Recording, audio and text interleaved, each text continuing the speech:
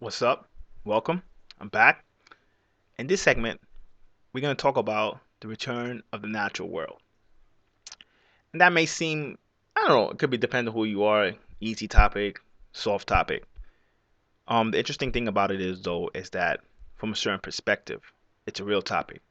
Because what happens is that when you really study history, and it could get a little, it could get a little hazy because, it depends on where you say history started. If you're a strictly logical person who straight up needs archaeological evidence, well, then it would start in Egypt or Sumer.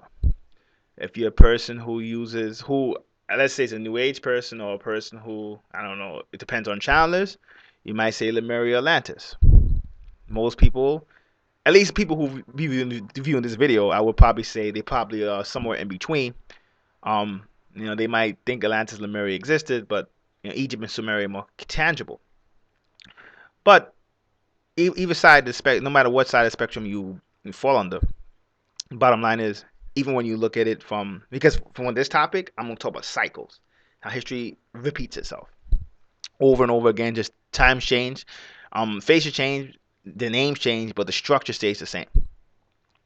So when you look at it from that perspective, um, for instance, in India, they always spoke about the Dark Ages, and we're coming out, and eventually we'll come out the Dark Age, right? When we come out the Dark Age, it'll be Golden Ages again. So we'll be kind of like paradise. The Bible talks about that as well, with Revelation. You know, each time we're gonna go through a Dark Age, we're in the Dark Ages, and we're gonna come out and go through a Golden Age. Well, a lot of people don't really realize the Golden Ages is the return of the natural world. And you may say, what is the natural world? What does this mean? Well, we live in an industrial age, right? Very material age. Technology, materialism. In general, when you look at the wisdom of the ancients knew that in ages like this, we would actually um, live shorter lifespans. Now, sometimes the funny thing is that depending where you stand, some people are children of the industrial age, so they would only go back to empires 500 years, 1,000 years ago. So when I say I'm living, people are living shorter lifespans, they would be like, well, what are you talking about? People live to be 80, 90 years old, sometimes 100 years old now, and in the ancient days, it was 50, 60 years. But they don't really realize that they're still talking about the kind of like modern ancient times, not really ancient times. If you go back to the last 20 dynasties, even in Kemet, that's not really ancient times. Kemet had like over 50 some dynasties. That's not really ancient times. You understand? In a sense, what happens is that most of the time, what people don't really realize is that when you depend on materialism, or you depend on third dimensional perception, or your sciences are based on third dimensional perception, you will get third dimensional results. So you will get a limited amount of results. So it's kind of like in string theory, if they say there's 11 dimensions and you're perceiving three, you're going to be running on 33% capabilities. That's what happens in the industrial age. So even when people say they want physical or archaeological proof, what they don't know is that in ancient times, everybody, if you go back to ancient times, what we call initiates now was education for the whole people in the past, right? So what we call initiate now will be like a kid who gets up in the game. Sometimes it'll be 13 years old, but I'm going to go back to distant past, right? You'll be 5, 6 years old. You'll be receiving alchemy. There's an art that came before yoga. I'm not going to say the name, but you'll be receiving that art before you receive alchemy. Then after that, those two, you get high magic, and then you get supreme mathematics or divine mathematics, because math is the key. Astrology. And once you understood those things, you will then learn the physical material sciences and in the physical economics. The physical tools that many people take to education now. But when you received alchemy at such a young age, your inner environment was such that it was running on a totally different spectrum than our inner environments today run. And when you look at it from that perspective, it puts things, it should put things in its proper place, because you realize that if you can only see things 33% through third dimensional perspective, even when you have tangible evidence, it's tangible from a certain aspect. That's the difference. So you would never be able to match the ancients, because the ancients were going by a broader perspective, a broader spectrum of consciousness, of awareness. So when you need machinery to build pyramids and then you can't do it because your machines just can't build something that big, realistically, you can't compete with cultures that were able to fuse. If they did use technology, they were able to fuse technology and magic together. Because in the end of the day, high science is really magic. Nikola Tesla was a wizard and a high magician. That's why when he started doing science, he seemed like a genius. Because in the end of the day, what you call in science is high magic, but science is the more materialistic version of high magic. So instead of macabres, you got spaceships. Instead of alchemy, you got chemistry. But if you look at it, instead of supreme mathematics, divine mathematics, you have regular math. Instead of astrology, you got astronomy. If you look at, instead of gold and silver as currency, you got fiat money, which is paper money. So when you look at it from that perspective, the industrial age is a lot harder to navigate through. Definitely a lot harder to live, because what happens is the elites will be the ones, the elites in your time will be the ones who still keep the tradition alive, where they still deal with the occult. But this time, they rig the system where nobody else deals with the occult, and then they rig it even more by creating things like fake money and fake class. Well, not really fake class, but they build class lines based on how much. Not really, class is a lot more than how much money you have, but how much knowledge you have access to, how much money you have, how much social networks you can um, infiltrate. Because at the end of the day, sometimes you can have money and then you still can't infiltrate certain classes, circles. So when they do that, it makes it even harder to navigate. Because then it's like you just can't even depend on just a code by itself. You have to use other tools. So it's very hard to climb up. And there's a saying that says when you ignore reality, reality resets itself. So the industrial age, or I like to call it the age of oil, it's coming to an end. And when it comes to an end, things that it gave birth to ends. So when people talk about investing in gold and silver, they don't realize that they're just going back into the original cycle. Because gold and silver was tools of great wealth and also great medicine. That's why they tend to be linked to the philosophy stone of alchemy. So when they talk about investing in gold and silver, you're just going back to the past again. So the funny thing is, when you really know what you really want to know what you should do, just go back to the past. That's the funny thing, because in the end of the day, what you call psychic, well, you have some people who are psychic. Those people tend to lose their gift if they're not trained. Then you got the trained psychics who are professionals who are psychic on another level. They combine their natural psychic ability with knowledge of cycles and energy work, so they're able to see more, right? They're able to see a greater scope. So even when, if you say, well, alchemy gave birth to most of the sciences that you see today, whether it's spiritual science or physical sciences, right? So it's going to go back to that. So even when you get into, because even stuff like music, alchemists created that. Cooking, alchemists created that. So when you get into it, you're going to realize a lot of tools that people have, or a lot of tools that people are going to need, is going back to that cycle again, because that cycle's coming back. So when some economists are saying now, or some futurists who they, because there's all kind of futurists, but some futurists who investigate social trends, some of them are saying that farming is going to be the big thing, because food prices are going to go up and up and up. So you say, wait a minute, farming is not that glamorous. Yeah, I know. But a lot of farmers now have more money than doctors and lawyers if they play the game right. Why? Because the world's going back to that where you're gonna have to grow your own food. Because what a lot of people don't really realize is, as we start to have economic and climate changes, you're gonna have to depend on local. You're gonna have to depend on your neighbors a lot more than you had in the past. That includes for your food supply. So things like farming is a good investment tool if you do it right, but it's also a good survival tool. So it's kind of like, it's funny. It's kind of alchemy. It's kind of like what I'm saying. Salt is food, right? It's farming. Sulfur is gold. And the funny thing is, and mercury, just mercury. Mercury is valuable on a whole different level. Mercury, you could perceive it as water. Let's just say more mercury be water and wind. Well, even that, what do they say is the new oil? Water. So it's kind of funny when you can really spot trends, you kind of know which ones to go into. Because if alchemy's coming back, alchemy's come back on many levels. So if I say mercury is water, and they're saying what's in the oil? Water. Farming is a new boom where farming is going to be able to do better than a lot of, you know, professions that were at one time what the elites did. Salt, right? So in alchemy, the three treasures are salt, mercury, and sulfur.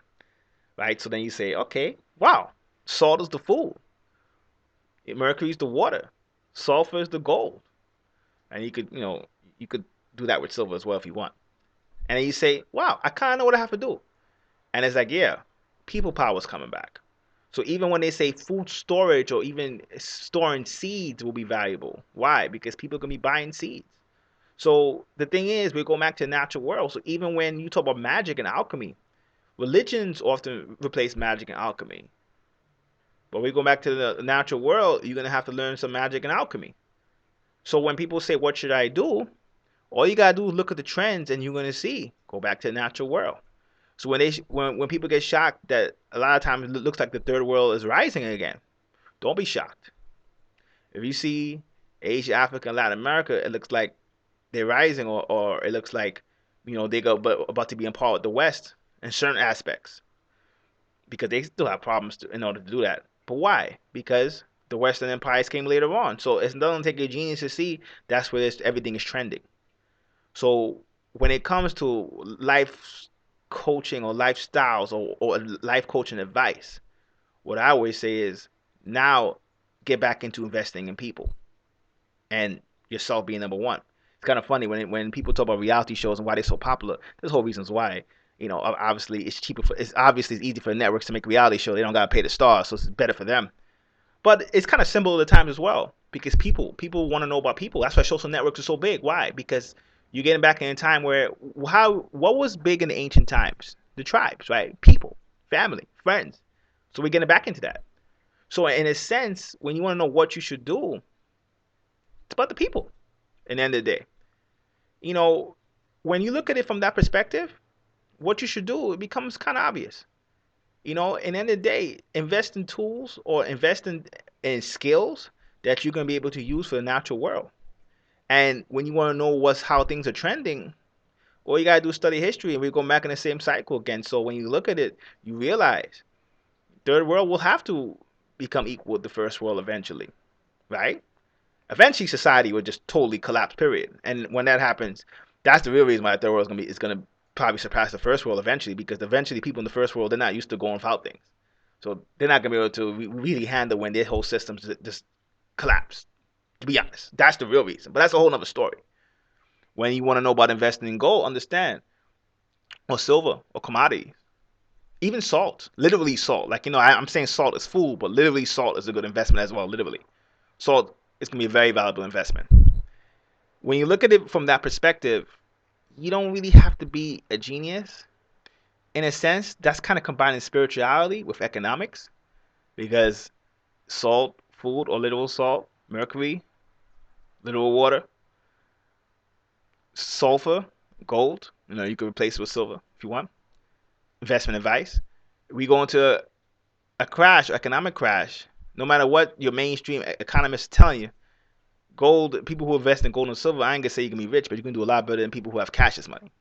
Believe it or not, because we went through a recession in 2001, right? And then in 2008, we went through a real economic crash that wasn't a recession, it was really bad, right? Not depression, but I want to say we're kind of close, right? Each time it crashes, it gets worse. Why? Because in a sense, they can't do the same thing that they did before. So this time, we already did bailouts to kind of extend the problem. What most people don't really realize is the bailout is just kind of like taking one credit card, paying off the other credit card, and worrying about the bill later on. That's what a bailout is. So eventually, for another economic crash, you're not going to be able to do that because first off, even places like China that helped, gave more money, they're not going to do that this time. You understand? Even Europe is in worse condition than America. So when you're looking at the world, when you're looking at the natural world is definitely coming back. And that's why even a lot of spiritual systems that some people will classify as new age or these new modern takes on ancient systems are dying too, because you're going back to the natural. We're going back to the natural world on all levels. And when we go back into it on all levels, if you're not tapping into that energy, you're not going to really survive it. That's the bottom line. So where magic was something that people were scared of in the past, it has to be something that you're into now, because that's the way to even the score. Magic in itself is not bad, it's what you do with it. So a lot of times when people think magic, they think a whole bunch of crazy stuff. But magic is just high science. The real thing is high magic is what I'm talking about. Because you have high magic, you have low magic. Problem is today is that many people confuse low magic with high magic. But to practice high magic, you need to be grounded in science as well as magic and fuse them together, which is really hard at times. As well as do energy practices. So like what you perceive as yoga or spiritual rituals like that, spiritual exercise like that, you're gonna have to do it when you come in with high magic as well. So when we go back to the natural world, it's gonna be hard for a lot of people because they're not prepared. Because many people don't really realize what quarantine was really supposed to be about was just preparing for the new world, basically. Many people have not. So in essence, you got a whole bunch of people waiting for some magic to happen December 21st, 2012, and when it happen, when they wake up December 22nd or 25th, I even forget the date because the date don't really matter to me. I know it's in the 20s, right? When they wake up and they see that shit, my world's the same, then they gotta grow up a little. Why? Because in essence, you're not going to be able to perceive the changes of your perceptions on three-dimensional vibration. Bottom line. And eventually, though, even if your perception is on a third-dimensional vibration, you're going to suffer because eventually reality will reset itself, no question.